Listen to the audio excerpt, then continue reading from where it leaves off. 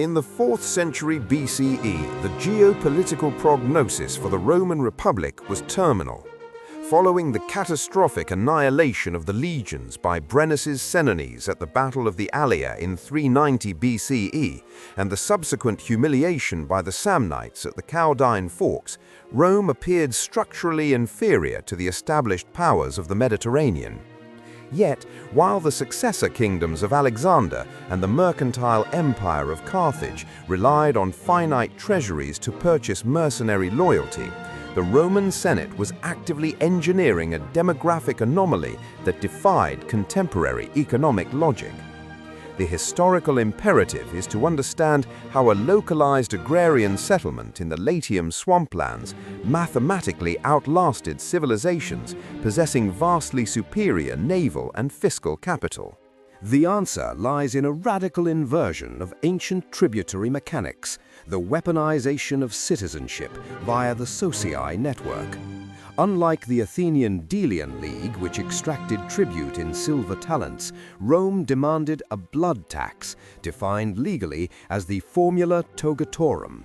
Through the innovation of civitas sine suffragio, citizenship without the vote, and the strategic deployment of Latin rights, defeated neighbors were not merely subjugated, but structurally assimilated into a recursive military apparatus. By requiring conquered states to supply roughly half of the Republic's infantry and the majority of its cavalry rather than coin, Rome created a self-perpetuating pyramid scheme where every territorial expansion directly multiplied the available manpower for the next campaign. The engine of this demographic machine was the jus latii, a legal innovation that stratified privilege rather than hoarding it. Unlike the exclusionary citizenship models of Sparta or Athens, Rome offered commercium, granting allies the right to own Roman land and enforce contracts under Roman law, and connubium, which legalized intermarriage and ensured legitimate heirs. Most potent was ius migrandi, a mechanism allowing any Latin to acquire full Roman citizenship simply by relocating to the capital and registering in the census.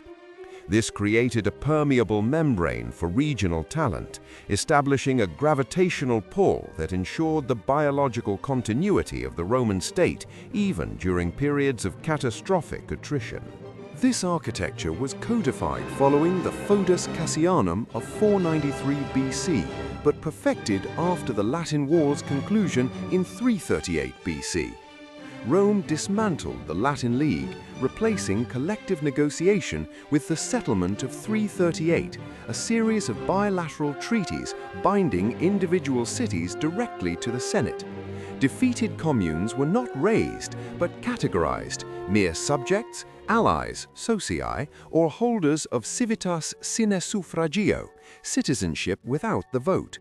This effectively converted former enemies into a reserve labor force for the legions, legally prohibiting them from federating with one another while mandating their sons fight under Roman standards. The operational backbone of this system was the formula togatorum, a strict legal registry maintained in the Temple of Saturn, determining the precise military obligations of each allied community. While citizens served in the legions, the socii were organized into alae, distinct wings commanded by Roman praefecti socium, yet equipped entirely at their own expense. Crucially, the Senate demanded the socii contribute a disproportionate share of specialized units. Allied contingents routinely comprised 50% of the infantry and, more importantly, 2/3 of the cavalry in any consular army. This arrangement allowed Rome to outsource the most capital-intensive components of ancient warfare, horses, fodder, and specialized skirmishers to the periphery, effectively subsidizing imperial expansion through the logistical burdens of the very populations they had subjugated. The strategic lethality of this demographic pyramid was quantified during the Gallic crisis of 225 BC, where the historian Polybius documents a massive census detailing a manpower pool exceeding 770,000 active and reserve troops across Italy. This statistic elucidates the operational anomaly of the Second Punic War, Hannibal Barca annihilated over 100,000 Romans at Trebia, Lake Trasimene and Cannae, yet the Senate simply levied fresh legions from this virtually bottomless reservoir. Whereas Carthaginian power relied on finite mercenary contracts and volatile coinage, the Roman Confederation operated as a biological engine of regeneration. The socii system thus transformed warfare from a contest of tactical brilliance into a grim equation of attrition, where the defining variable was not generalship, but the sheer rate of demographic replacement. The true efficacy of this demographic architecture was stress-tested during the Second Punic War. While Carthage operated on a transactional mercenary model, highly susceptible to treasury exhaustion, Rome's Confederatio functioned as a sunk-cost loyalty engine. Following the catastrophe at Cannae in 216 BC, where the Republic lost 80 senators and nearly 50,000 troops in a single afternoon, the Formula Togatarum facilitated an immediate structural reboot. Rome did not negotiate. They simply lowered the draft age to 17 and mobilized 2 legions of slaves, the Volones. Crucially, despite the high-profile defections of Capua and Tarentum, the central lattice of the Nomen Latinum held firm. Hannibal's grand strategy relied on the political disintegration of the Italian alliance, but he failed to account for the economic entanglement of local aristocracies. For the ruling elites of the Socii, the legal privileges and profit-sharing mechanisms of Roman hegemony rendered betrayal mathematically costlier than continued adherence. This manpower was projected spatially through the aggressive deduction of colonies, which functioned less as civilian settlements and more as permanent forward-operating garrisons. Between 334 and 264 BC, the Senate authorized 18 strategic coloniae Latinae, including Alba Fucens and Beneventum, specifically positioned to choke off the Apennine passes and fracture Samnite resistance. Each foundation involved the mass transplantation of 2,500 to 6,000 families, primarily veterans and landless plebeians, who received allotments of captured ager publicus in exchange for perpetual military readiness. This established the system's recursive nature. Conquest yielded land, land supported new colonies, and colonies bred the next generation of distinct legionary cohorts. By strictly limiting full citizenship while expanding these Latin Rite settlements, Rome effectively weaponized its own demography, turning the Italian peninsula into a singular self-replicating recruitment catchment that no Hellenistic kingdom could match. By 14C BC, the destruction of Carthage and Corinth signaled a shift from existential defense to aggressive imperialism, fundamentally unbalancing the socii equation. While the Italian allies contributed nearly 2/3 of the cavalry and over half the infantry for protracted campaigns in Hispania and Asia Minor, the distribution of praeda, war booty, and land rights became exclusively Roman. The feedback loop of integration began to fail. The Sus Migrandi, which had previously allowed Latins to acquire citizenship simply by relocating to Rome, was aggressively curtailed by the Lex Junia in 126 BC. This legislation forcibly expelled non-citizens from the capital, sealing the safety valve of social mobility exactly when the burden of military conscription reached its zenith. Simultaneously, the economic engine fractured over the ager publicus. The Lex Sempronia Agraria of 133 BC, designed by Tiberius Gracchus to redistribute public land to the Roman urban proletariat, inadvertently threatened Italian aristocrats who had occupied these territories for generations without formal deed.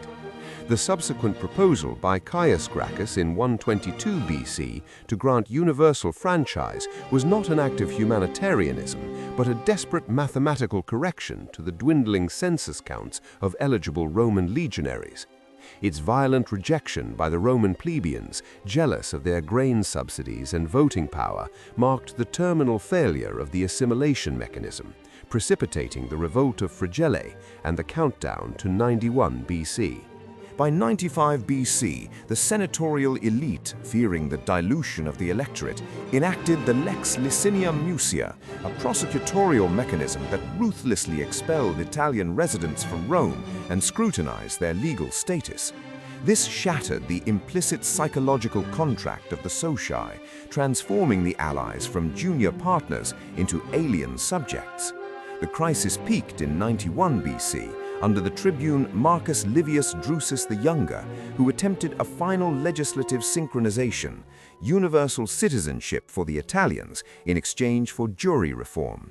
When Drusus was assassinated in his atrium in October 91 BC, the possibility of a political solution was extinguished.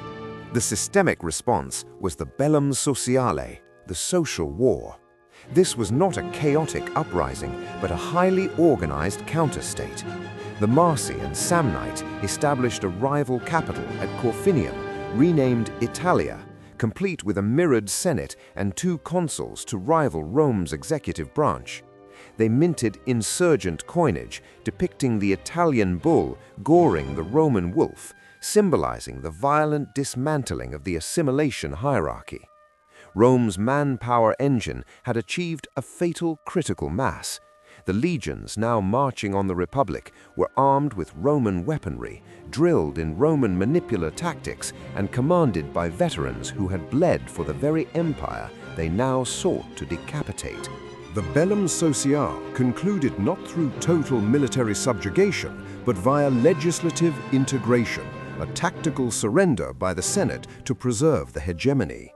Facing the terrified prospect of a permanent rival state in Corfinium, Rome enacted the Lex Julia in 90 BC, granting full citizenship to loyal communities, followed swiftly by the Lex Plautia Papiria in 89 BC, which enfranchised rebels who laid down arms within 60 days. This marked the terminal phase of the socii system. The distinct legal category of the ally, essential for 2 centuries of manpower extraction, was legally dissolved. The census of 70 BC subsequently registered approximately 910,000 citizens, a massive statistical leap from the 394,736 recorded in 125 BC, confirming the complete absorption of the Italian demographic base into the Roman political corpus. This total assimilation shattered the Republic's city-state constitution. The formula togatorum was obsolete. The manpower engine was no longer a collection of tributary states, but a unified national electorate that the Senate could not physically manage. Loyalty shifted from the abstract res publica to the generals who secured these rights, Marius, Sulla, and eventually Caesar. The pyramid scheme had successfully recruited its final tier, turning the victims of conquest into the administrators of empire. By demanding blood instead of silver, Rome did not just conquer Italy, it ingested it, transforming a municipality into a transcontinental superpower where the distinction between conqueror and conquered was erased by the universality of Roman law.